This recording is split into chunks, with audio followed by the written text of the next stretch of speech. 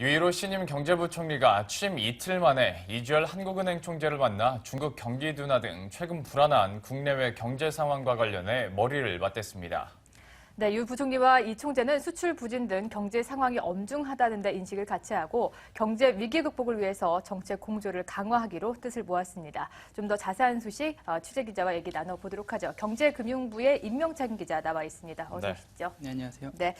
이 유일호 부총리와 이주열 한은 총재 두 경제 수장들이 만나서 시장의 관심을 모으고 있습니다. 이 소식부터 좀 전해주시죠. 네, 유일호 경제부총리가 오늘 서울은행회관에서 이주열 한국은행 총재와 취임 후 첫 회동을 가졌습니다. 유 부총리가 지난 13일 취임한 이후 불과 이틀 만에 서둘러 통화당국 수장인 이 총재를 만난 건데요. 앞서 최경환 전 부총리는 취임 엿새째 이 총재를 만났고요. 또 현오석 전 부총재는 취임 2달여 만에 김중수 당시 한은 총재와 만난 것과 비교를 해보면 이번 만남은 상당히 빠른 거라고 볼 수가 있습니다. 유 부총리가 전임 부총리들보다 한은 총재와의 만남을 서두른 것은 최근 중국 경기 둔화 가능성과 또 미국 금리 인상, 또 유가 하락 등 국내외 경제 여건이 녹록지 않다는 판단을 했기 때문으로 풀이됩니다. 구체적으로 이 두 사람이 만나서 어떤 얘기를 나눴을까가 가장 궁금한 것 같습니다. 어떤 이야기들이 있었나요? 네, 일단 대화의 초점은 중국 경기 둔화와 유가 하락과 같은 수많은 대외 악재 속에서 국내 경기 회복세를 어떻게 지켜낼지에 맞춰졌습니다. 특히 위안화 절하와 증시 폭락 등 연초부터 불어닥친 차이나 리스크를 비롯한 신흥국발 대외 불확실성 확대에 대한 대응 방안이 이번 회동의 주요 의제로 다뤄진 것으로 전해졌습니다. 오늘 만남에서 유 부총리와 이 총재는 최근 한국 경제가 G2 리스크, 신흥국 불안해 북한 핵실험 등 각종 악재 발생으로 매우 엄중한 상황에 직면했다는 데 인식을 같이 했습니다. 당초 시장에서 관심을 가졌던 금리 인하 문제는 유 부총리가 오늘 금리에 금자도 안 꺼낸다라고 공언을 한 만큼 오늘 회동에서 논의되지는 않았을 것으로 보입니다. 대신 한은의 완화적 통화정책 기조를 재확인하는 수준의 대화가 오갔을 것이라는 게 중론입니다.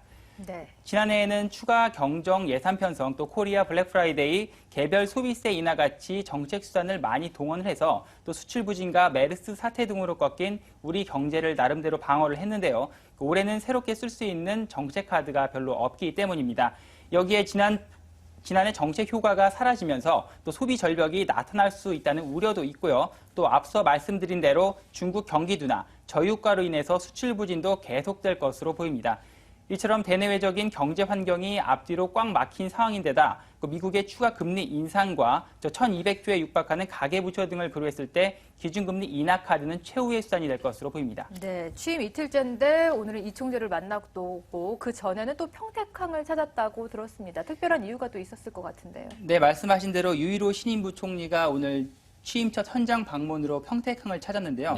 이거는 전임 부총리들이 전통시장이나 인력시장을 첫 방문지로 택한 것과는 좀 사뭇 차별화되는 행보입니다. 평택항은 부산이나 인천항보다 물동량은 적지만요.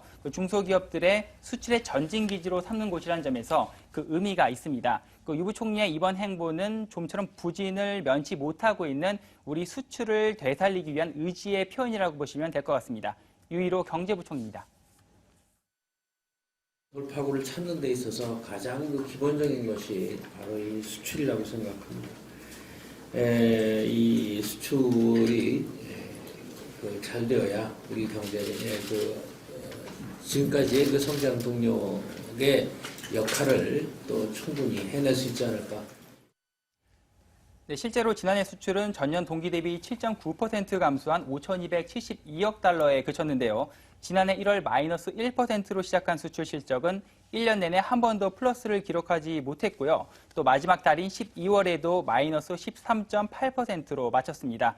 게다가 올해 수출 전망도 그다지 밝지만은 않습니다.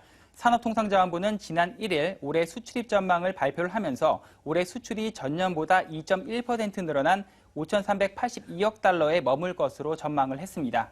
지난해 수출이 전년 대비 7.9% 줄어든 것을 고려를 하면 올해 수출도 지난해의 부진을 완전히 회복하지는 못할 것이라는 분석이 나옵니다.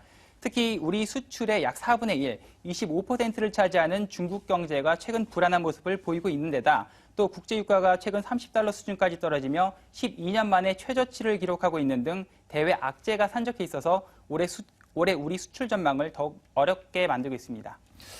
이렇게 두 사람의 만남, 그 타이밍만 보더라도 현재 경제 상황이 얼마나 안 좋은가를 엿볼 수가 있는데요. 이제 앞으로 또 정부는 정부대로, 중앙은행은 중앙은행대로 이를 타개하기 위해서 어떤 조치를 펼칠지 한번 지켜보도록 하겠습니다. 임명찬 기자와 함께했습니다. 고맙습니다. 고맙습니다.